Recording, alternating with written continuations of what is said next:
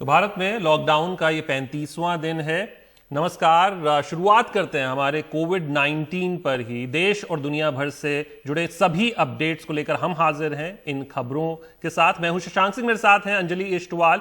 और कुछ अच्छी खबर भी आ रही है दिल्ली से, क्योंकि कुछ रियायतें अब मिलना शुरू हो रही हैं। 3 मई को आपको बता दें कि लॉकडाउन 2 ये खत्म हो जाएगा। दिल्ली में कुछ सेवाओं पर से प्रतिबंध हटा दिया गया है। कुछ सेवाओं, कुछ दुकानों पर जो प्रतिबंध लगा था उन्हें हटा दिया गया। इसमें क्या शामिल है वो बता देते हैं। वाटर, इलेक्ट्रीशियन की सेवाएं ये फिर से शुरू कर दी गई हैं। वाटर प्योरीफायर की सेवाएं ये भी शुरू कर दी गई हैं, क्योंकि गर्मियों में इसकी खासी जरूरत और दिक्कतों का सामना लोगों को पेश आ रहा है। बच्चों की पढ़ाई की किताब की दुकानें, क्योंकि स्कूल बंद हैं, ऐसे में किताबें ना मिलना तो पढ़ाई पर कहीं ना कहीं रोक लग जा रही थी, तो ऐसे में उनकी किताबों की दुकानों पर भी छूट दे दी गई है। इलेक्ट्रिक पंखे की दुकानों पर भी प्रतिबंध हटा दिया गया है। ये दिल्ली का हम जिक्र कर रहे हैं। मैंने पहले ही इन सेवाओं पर प्रतिबंध हटाने की बात कही थी। जी, हमारे सहयोगी शरद शर्मा हमारे साथ जुड़ गए हैं। शरद, केंद्र सरकार के नोटिफिकेशन में इन लोगों को पहले ही इजाजत दे दी गई थी, अब दिल्ली सरकार ने इस पर क्या कहा है? देखिए, असल में यही बात है कि केंद्र सरकार ने नोटिफिकेशन जारी किया था और फिर क्लैरिटी दी थी, जिसके बाद दिल्ली सरकार ने नोटिफिकेशन किया, लेकिन क्लैरिटी नहीं थी कुछ चीज़ों पर। लेकिन अब क्लैरिटी हो गई। जैसे कि ये लगभग 1 महीना हो गया है, तो लोगों को अलग अलग दिक्कतें आ रही हैं। किसी का पंखा खराब हो रहा है, किसी के घर में कुछ और दिक्कतें आ रही हैं। तो सर्विसेज जो थी वो बंद थी, क्योंकि सिर्फ दुकानों की बात हो रही थी, सर्विस की कोई बात नहीं कर रहा था। कोई इधर उधर घूम नहीं सकता। अगर इलेक्ट्रिशियन को आपने अपने घर बुलाना है, प्लम्बर को अपने घर बुलाना है, तो वो आपके घर नहीं आ सकते थे। लेकिन अब नोटिफिकेशन कर दिया गया है। जो प्रतिबंध लगा हुआ था प्लम्बर पर, इलेक्ट्रिशियन पर, या जो वाटर प्योरीफायर है वो हटा लिया गया है। और जो किताबों की दुकान है, उन यानी कि जो ये कहा जाएगा कि स्टेशनरी की दुकान है, उनको अब खोलने की इजाजत दे दी गई है। साथ में जो पंखों की बड़ी दुकानें नहीं, लेकिन जो छोटी दुकानें होंगी उनको खोलने की इजाजत दी गई है। केवल यहाँ पंखे ना मान के चलें, ये मान के चलें कि एक तरह से इलेक्ट्रिशियन की जो दुकान होती है, जो छोटी दुकान होती हैं, उनको खोलने की इजाजत दी गई है। अब उम्मीद करनी चाहिए कि इस पर कंफ्यूजन नहीं होगा, क्योंकि पिछले कुछ दिनों से जो भी नोटिफिकेशन हो रहे हैं, जो भी प्रतिबंध हटाया जा रहा है, उसमें कंफ्यूजन पहले आ जाता है। इसलिए जिस भावना के साथ नोटिफिकेशन होता है और जो हम समझते हैं जमीन पर, वो होता नजर नहीं आता। उम्मीद करनी चाहिए कि अब ये प्लम्बर, इलेक्ट्रिशियन जैसी सर्विस जो हैं, जो बहुत मूलभूत सी जरूरत की चीजें होती हैं, लोगों को चाहिए होती हैं, खासतौर से गर्मी में, तो वो जो हैं अब ठीक तरह से चल पाएंगे और लोगों का लॉकडाउन में भी अब जो 1 हफ्ता है वो ठीक से निकल पाएगा। जी, इसे पूरी जानकारी के लिए शुक्रिया। तो अब लोगों के लिए बड़ी राहत है ये दिल्ली में।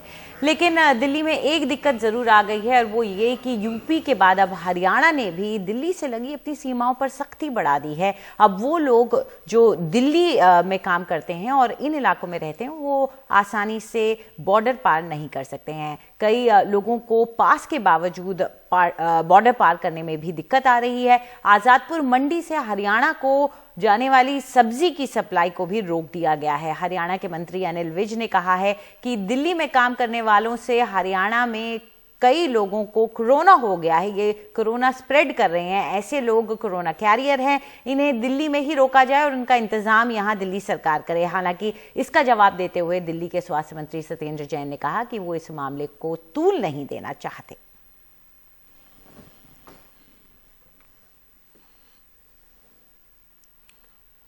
नीता शर्मा हमारे साथ हैं।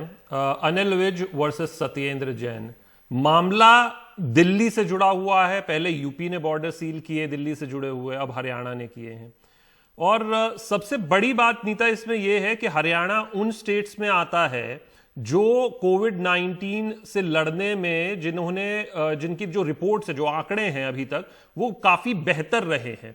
तो ऐसे में दिल्ली के अगर नंबर्स देखें और हरियाणा के नंबर्स देखें, तो ये जो स्टेप है, चाहे यूपी का हो चाहे हरियाणा का हो, वो एक तरह से वाजिब नजर आता है। एसेंशियल सर्विसेज ही अलाउड होंगी अब बॉर्डर क्रॉस करने के लिए। जो डायरेक्टर जनरल ऑफ पुलिस है मनोज यादव, मैंने उनसे बात की थी। उनका यही कहना था कि जो धारा 144 लगी हुई है, सिर्फ एसेंशियल सर्विसेज के लोगों की आवाजाही जो है वो अलाउड है। इसके अलावा किसी के पास भी अगर पास भी होगा वो भी अलाउड नहीं होगा। स्पेशली दिल्ली गुड़गांव बॉर्डर्स और फरीदाबाद दिल्ली बॉर्डर्स में जो स्क्रीनिंग है वो और टाइट कर दी गई है। यही नहीं, कई ऐसे जिले भी हैं हरियाणा में जिन्होंने टोटल बैन कर दिया है फॉर एनी मूवमेंट दिल्ली से। उनमें से सोनीपत एक है। सोनीपत ने तो यहाँ तक कह दिया है कि कोई सब्जी और फल जो है आजादपुर मंडी से सोनीपत की मंडी तक नहीं पहुंचेंगे। ये इसलिए किया गया है क्योंकि जो पिछले कुछ दिनों में देखा गया है कि 21 पॉजिटिव केसेस आए हैं सोनीपत जिले में, जिसमें से 16 की ट्रेसिंग बैक जो है वो दिल्ली तक की गई है। उसमें उन्होंने एग्जाम्पल्स भी दिए हैं, जो उनके वहां के डीसी हैं, डिप्टी कमिश्नर है, उन्होंने एग्जाम्पल्स भी दिए हैं कि आजादपुर मंडी से जो लोग जिनका संपर्क था वो वापस सोनीपत पहुंचे और उन्होंने वहां पर जो है वो कोरोना वायरस जो है वो फैलाया। इस करके कोई भी मूवमेंट जो है वो बंद कर दी गई है।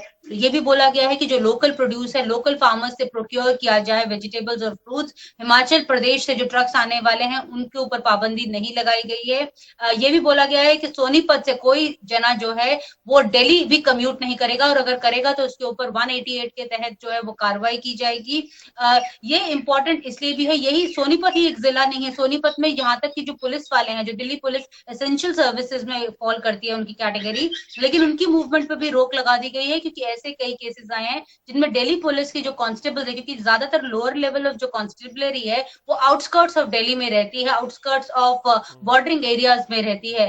तो जो कई ऐसा एक एग्जाम्पल जैसे उन्होंने दिया था कि एक खोबड़ू गांव है, जो दिल्ली पुलिस का कांस्टेबल वहां पे वापस गया, उसने 4 लोगों को और संक्रमित किया, जिसमें से एक एडिशनल सब इंस्पेक्टर जो थी वो हरियाणा पुलिस की थी, जो समालखां पुलिस स्टेशन में पोस्टेड थी। उसके कारण अब पूरा समालखां पुलिस स्टेशन जो है वो संक्रमित जो है उसे क्वारंटाइन में भेजा गया है। तो अभी जो पुलिस फोर्स है, मैक्सिमम फोर्स ऑन ग्राउंड की जरूरत है। ऐसे अगर जो है कम्युनिटी स्प्रेड होने लग गया तो उसे रोकने के लिए ये डिसीजन लिया गया है। महेंद्रगढ़ जिला भी एक है जहां पे अभी फिलहाल कोई केस नहीं है, उन्होंने भी any movement in and out of the district जो है वो बंद की है। वैसे जो होम मिनिस्ट्री का ऑर्डर है वो साफ है कि एवरी डिस्ट्रिक्ट जो है वो अपने हिसाब से स्ट्रैटेजी बना सकता है। शशांक, बिल्कुल, शुक्रिया नीता इसको विस्तार से समझाने के लिए। और कहीं ना कहीं ये कुछ ज़िले जो हैं उन्होंने तो ये फैसला लिया है, लेकिन ये पार्ट है एसेंशियल सर्विसेज का, तो इनको मूवमेंट की आज़ादी भी होगी। लेकिन जैसा कि नीता ने समझाया कि कुछ ज़िले हैं और जैसा कि MHA का ऑर्डर भी है और दिशा निर्देश हैं, तो वो हर ज़िला अपने जो दिशा निर्देश हैं या अपने जो नियम हैं वो खुद बना सकता है। शुक्रिया नीता।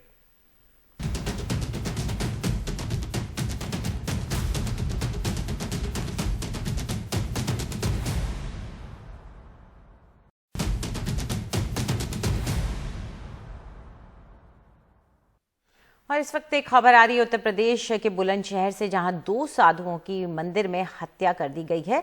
ये अनूप शहर थाना क्षेत्र में आता है और ये दोनों साधु मंदिर में ही रहते थे और देखरेख करते थे मंदिर की, और पुरोहित का काम करते थे। पुलिस का कहना है कि जानकार ने वारदात को अंजाम दिया है। हमारे साथ कमाल खान है इस पर ज्यादा जानकारी के साथ। कमाल, फिलहाल क्या अपडेट है इस पूरे मामले में, बताएं। नहीं, ऐसा है कि ये अनूप शहर कस्बा है बुलंदशहर से तकरीबन 40 किलोमीटर दूर गंगा के किनारे, और उसी कस्बे का ये गांव है पगोना गांव, जहां पे 2 साधु एक मंदिर में रहते थे। आज वो मरे हुए पाए गए हैं। वहां के जो SSP हैं उनका कहना है कि गांव का कि इसमें कोई कम्युनल एंगल नहीं है। गांव का एक लड़का जो नशेड़ी है, अनुसूचित जाति का है, वो बाबा का चिमटा चुरा करके भाग गया था, शायद बेच के नशा करने के लिए, और बाबाओं ने इसको काफी डांटा था और अपशब्द कहे थे, ऐसा SSP का कहना है। तो उससे वो बहुत ज्यादा नाराज था और बहुत ज्यादा नशे की हालत में कल आया, और वो जहाँ पे बाबा सो रहे थे आसपास के खेत में भी उसने कुछ आग लगाई। उसके बाद कुछ तलवार जैसा लिए हुए था, उससे उसने उनका गला काट दिया। जो आरोपी है उसको पुलिस ने गिरफ्तार कर लिया है, लेकिन वो अभी भी बहुत ज्यादा नशे की हालत में है और बात करने की स्थिति में नहीं है। तो SSP का कहना है कि उसको गिरफ्तार कर लिया गया, होश आने पे उससे बाकी पूछताछ होगी। गांव के लोग भी कुछ इसी तरह की बात बता रहे हैं। शुक्रिया कमाल। आगे बढ़ते हैं और अब उस खबर की बात करते हैं जो लॉकडाउन 2 के दौरान काफी खासा सुर्खियों में रही है। नीतीश कुमार हो या फिर अब अगर हम बात करें तो हेमंत सोरेन। कल जो बैठक हुई प्रधानमंत्री की राज्य के मुख्यमंत्री 9 राज्यों के मुख्यमंत्रियों के साथ, उसमें हेमंत सोरेन भी थे, उसमें नीतीश कुमार भी थे और उन्होंने भी मुखर होकर इस बात को कहा कि एक नीति क्यों नहीं है जब हम दूसरे राज्यों से अपने राज्य के लोगों को वापस लाने की बात करते हैं, फिर चाहे वो कोटा के छात्र हों या फिर प्रवासी मजदूर हों। और इसमें हेमंत सोरेन ने भी साफ तौर पर एक बात कही, उन्होंने कहा कि हमें कड़ाई से जो दिशा निर्देश हैं उनका पालन करने की सजा मिल रही है। यूपी, मध्य प्रदेश, असम, हरियाणा, इन्होंने अपने छात्रों को बुलाया है, जो दिशा निर्देश थे उनका पालन नहीं किया है, ऐसा बिहार और झारखंड के जो मुख्यमंत्री हैं उनका कहना है। हमारे सहयोगी माफ कीजिएगा मनीष हमारे साथ जुड़ गए हैं। और मनीष, क्या चाहते हैं दोनों मुख्यमंत्री? निश्चित रूप से दोनों मुख्यमंत्री यही चाहते हैं कि जो नेशनल जो डिजास्टर मैनेजमेंट एक्ट है उसमें जो 1.5 जो उसके नियम का ये है, उसमें इंटर स्टेट मूवमेंट जो है वो चाहे गाड़ियों का हो या लोगों का हो या आम लोगों का हो, उसे प्रतिबंध लगाया गया है। तो उनका कहना है कि आप इस नियम को शिथिल कर दीजिए, उसके बाद जो भी आना चाहे उसे अपने राज्य में लेने में उन्हें कोई दिक्कत नहीं है। लेकिन मैं आपको बता दूं, आज इस संबंध में एक महत्वपूर्ण जो सुनवाई है वो पटना उच्च न्यायालय में होनी है और उसमें केंद्र सरकार के जो वकील हैं वो अपनी राय रखेंगे। तो जिस प्रकार से बिहार ने, खासकर मुख्यमंत्री नीतीश कुमार ने सीधे गेंद जो है वो केंद्र के पाले में रखा है, उसके बाद आज देखना यह होगा, ये काफ़ी रोचक होगा कि केंद्र सरकार आखिर क्या स्टैंड लेती है, क्या केंद्र राज्यों के दबाव में अपने इस नियम को शिथिल करती है। हालांकि ऐसी बात है कि अभी तक अगर आप देखें तो इस नियम का धज्जियां खुद बीजेपी शासित राज्यों ने, खासकर उत्तर प्रदेश और मध्य प्रदेश ने राजस्थान सरकार के साथ मिलकर इसकी उड़ा दी है। तो इस नियम का जो हर आदमी अपने अपने तरीके से कोट कर रहा है। कोई अगर लाना चाह रहा है तो वो कहता है कि मानवीय संवेदना के आधार पर वो ला रहे हैं, कोई नहीं लाना चाह रहा है तो वो नियम कानून को एक तरह से नियम कानून की आड़ में जो है लोगों को लाने में अपनी इच्छा या अपनी रुचि नहीं दिखा रहा है। शशांक जी, इस पूरी जानकारी के लिए शुक्रिया आपका। फिलहाल ले रहे हैं एक छोटा सा ब्रेक।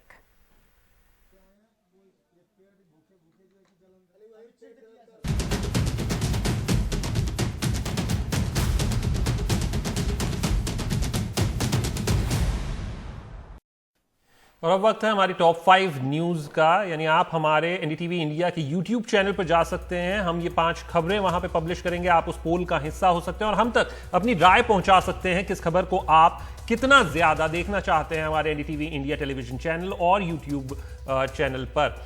पहली खबर, इसमें हरियाणा ने सील किया दिल्ली से बॉर्डर, नो पास नो एंट्री। दूसरी खबर, सुपर रिच टैक्स सुझाव पर नपे 3 राजस्व अधिकारी। तीसरी खबर, दिल्ली खुलेंगी किताब पंखे की दुकानें। चौथी खबर, सितंबर तक आएगी कोरोना वैक्सीन, सीरम इंस्टीट्यूट ने ये बताया। और 5वीं खबर टॉप 5 न्यूज में, कोरोना संक्रमण के मिले 6 नए लक्षण, सीडीसी की तरफ से आया बयान।